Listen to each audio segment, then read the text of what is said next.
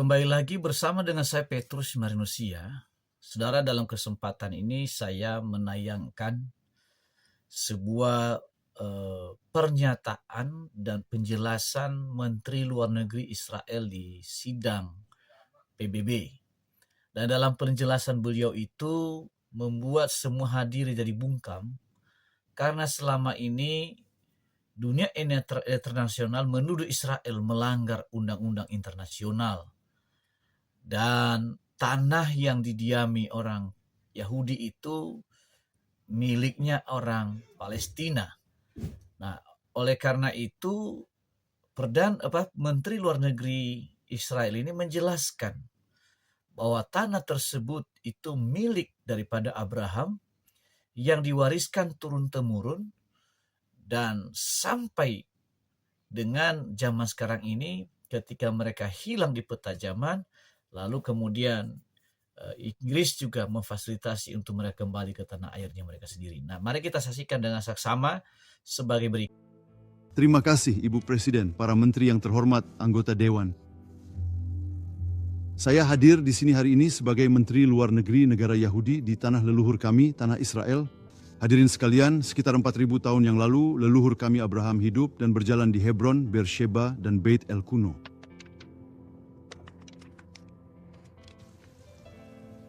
Lebih dari 3.000 tahun yang lalu, Raja Daud menetapkan Yerusalem sebagai ibu kota kami.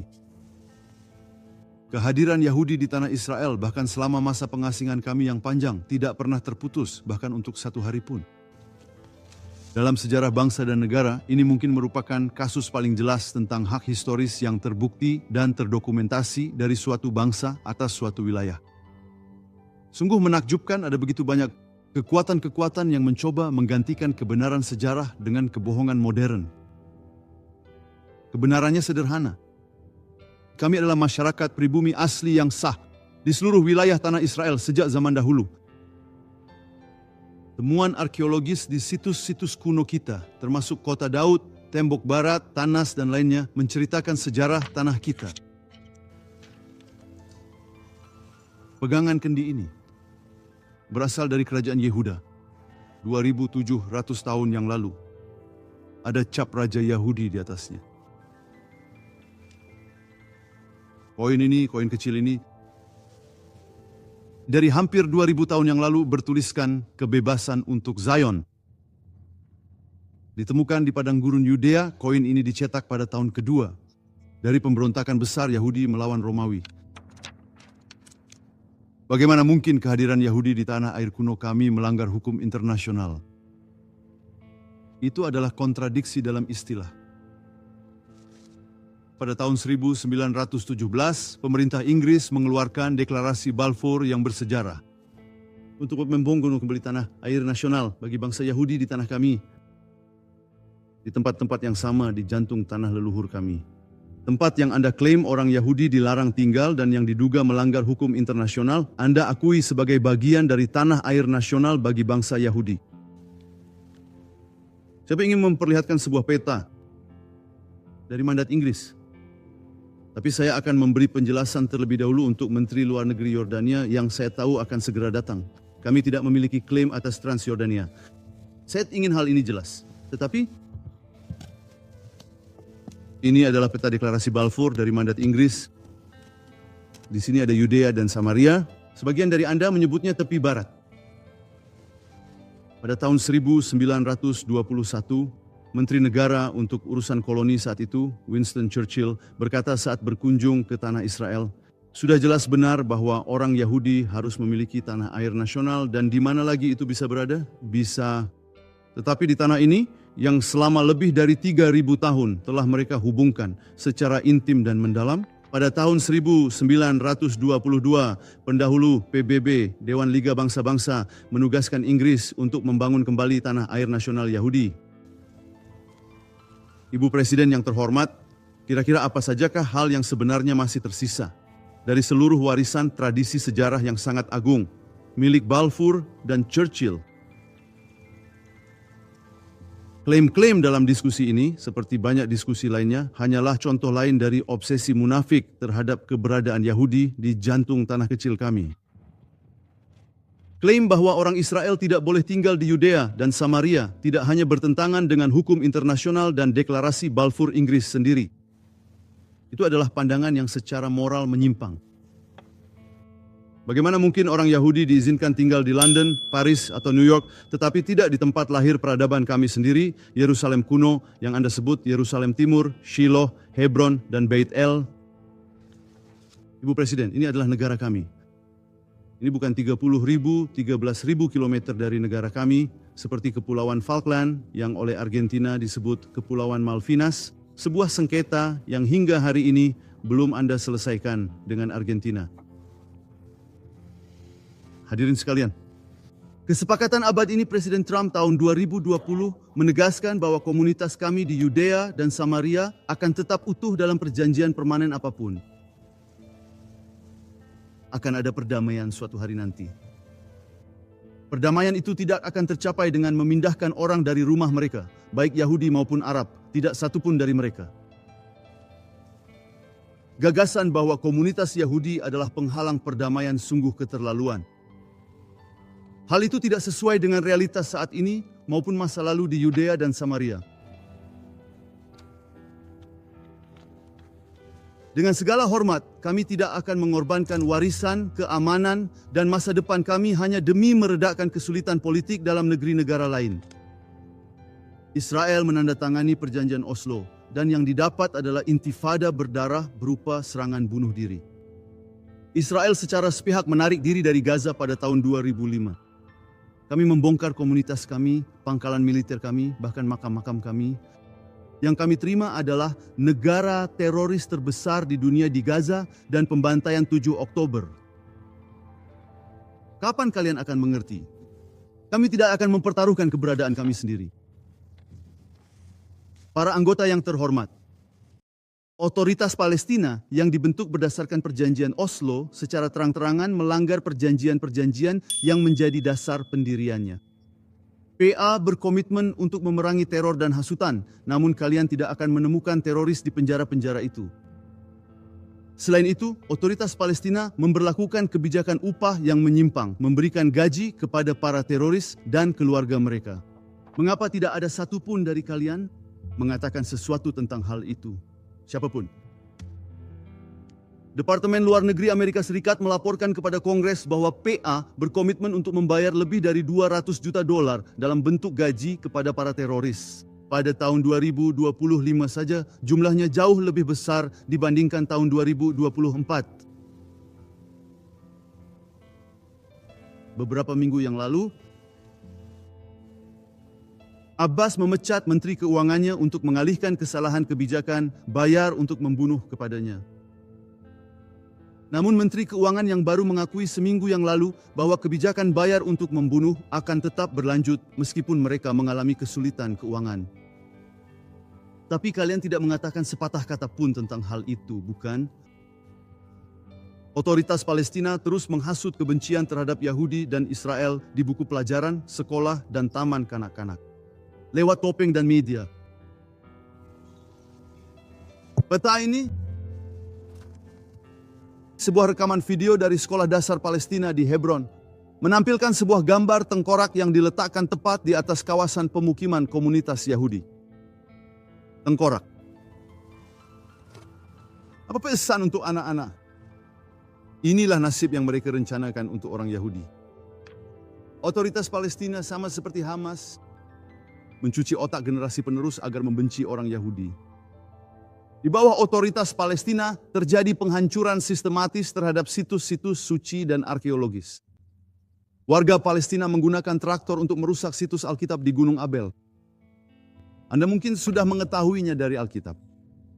Penghancuran secara sistematis.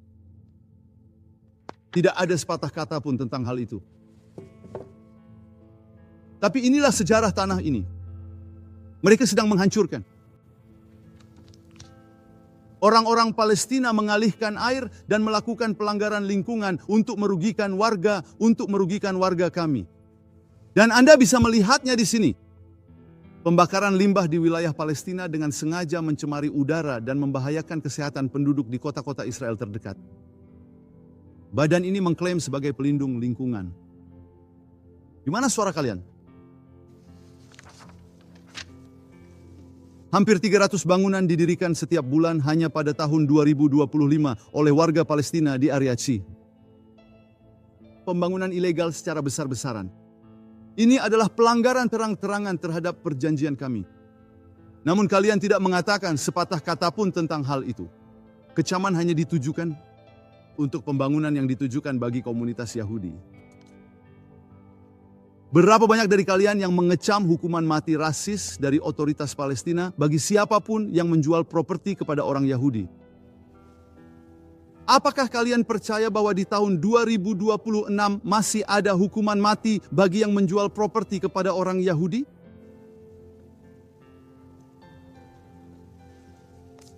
Hukum Yordania yang berlaku untuk apa yang kalian sebut. Tepi barat melarang penjualan properti kepada siapapun yang bukan Arab, baik Yahudi maupun non-Yahudi, Amerika, Tiongkok, Rusia.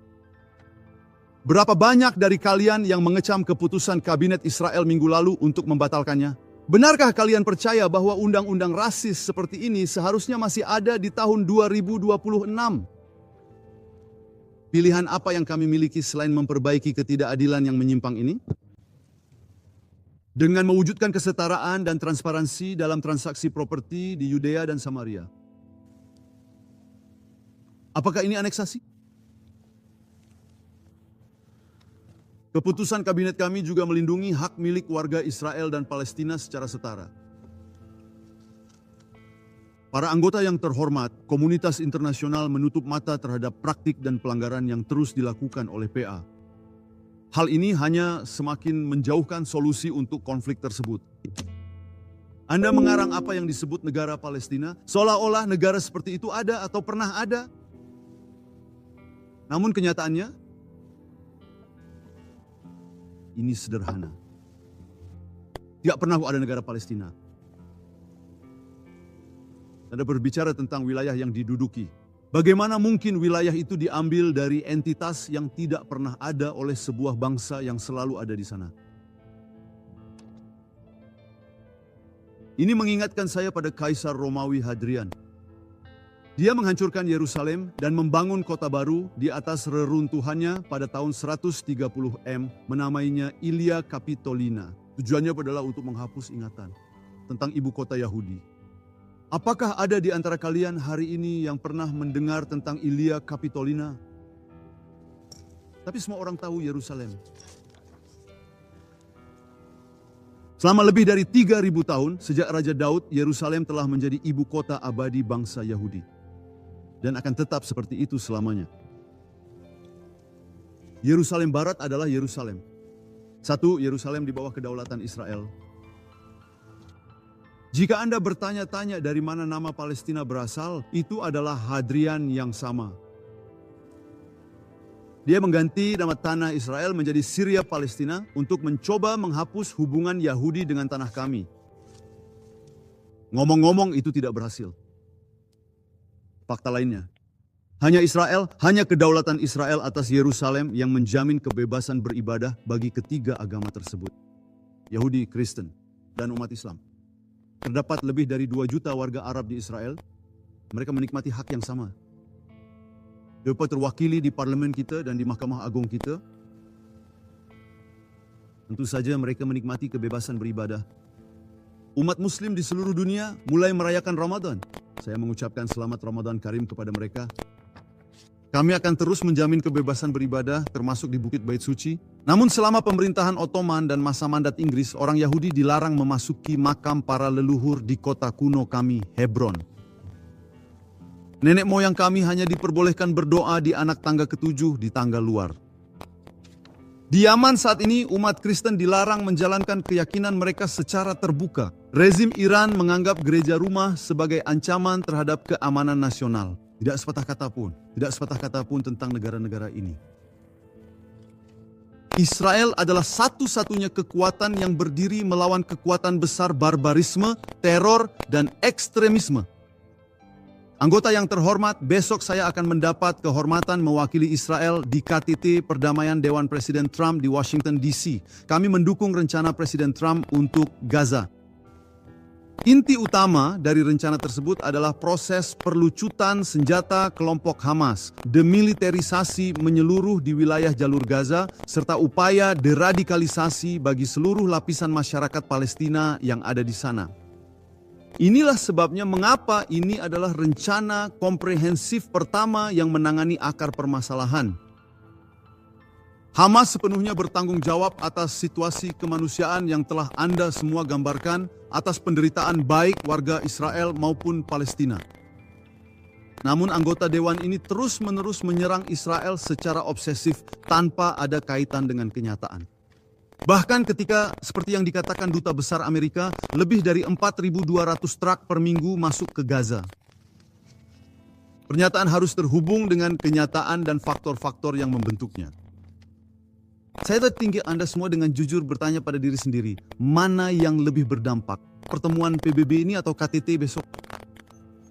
Apakah Anda pernah bertanya pada diri sendiri mengapa semua orang fokus pada KTT di DC besok dan bukan pada pertemuan ini? Sudah saatnya untuk berbicara jujur. Rakyat Palestina berada di garis depan perang Islam radikal untuk melenyapkan Israel. Hal itu tidak pernah berubah. Dan jangan salah, Barat adalah target berikutnya. Sudah saatnya untuk menghentikan pendekatan yang sepihak dan tidak seimbang. Saya menyerukan kepada PBB untuk segera sadar sebelum kehilangan sisa-sisa pentingnya, pengaruhnya, dan statusnya. Terima kasih. Ikut. Saudara, kalau kita belajar sejarah, dan sejarah Israel itu lengkapnya itu ada di Alkitab. Abraham memang pemilik daripada tanah Kanaan itu sesuai pertama janji Tuhan. Dan meskipun Tuhan berjanji kepada Abraham, tapi Abraham itu tidak memperolehnya dengan cuma-cuma, tapi dia membeli tanah tersebut ya kepada orang-orang ya Abimelekh pada waktu itu. Abimelekh zaman itu yang penguasa daerah sana. Lalu sehingga ketika Abraham sampai ke sana, dia pun bekerja sebagaimana biasanya. Dan hasil yang dikerjakan itu sangat luar biasa sehingga dia menjadi orang yang kaya dan sangat kaya di zaman itu. Jadi clear sebetulnya kalau kita kembali pada sejarah, maka tidak ada alasan dunia internasional mengecam Israel karena mereka menduduki wilayahnya. Dan mereka tidak pernah menyerang negara manapun. Tapi ketika diserang, ya betul wajib membela diri. Semua kejadian peperangan yang terjadi di Timur Tengah, Israel tidak pernah memulai. Misalnya, ketika Israel mendeklarasikan kemerdekaannya, dikeroyok oleh 6 negara yang disebut koalisi Arab. Ada Arab Saudi, ada Mesir, ada Yordania, ada Syria, ya, ada Iran, Irak, dan sebagainya. Dan memang sebagai negara yang baru merdeka, mereka semua menang dan mengalahkan itu semua. Jadi orang yang mengatakan bahwa Israel mencaplok tanah orang, itu orang yang buta sejarah, orang yang tidak kembali pada kebenaran, mata hatinya tertutup terhadap kebenaran, dan lebih pada kepentingan pribadi. Ya, itu prinsipnya. Nah, sedangkan sekarang penduduk Palestina itu bukan penduduk asli, karena itu pendatang di berbagai negara pada zaman itu. Nah, ketika Israel dihancurkan, maka mereka hidup di sana selama ribuan tahun dan merasa itu memiliki. Nah, memang tidak mudah secara politik, mereka lama mendiami, tapi secara sejarah itu ya nggak bisa dipungkiri. Dan Israel berusaha dan berjuang mempertahankan milik pusaka mereka. Jadi Israel dalam hal ini tidak salah, dan justru yang menyalahkan itulah yang salah. Demikian tayangan saya kali ini, sampai ketemu di tayangan saya selanjutnya. Terima kasih.